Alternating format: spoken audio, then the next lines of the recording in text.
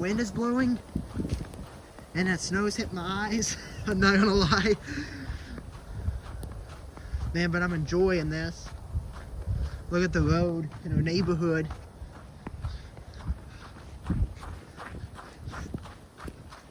I hope I don't slip and fall.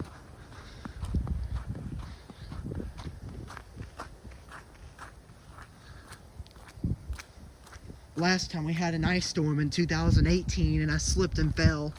It was like almost 12, 11 going on 12. A couple times too, and it hurt.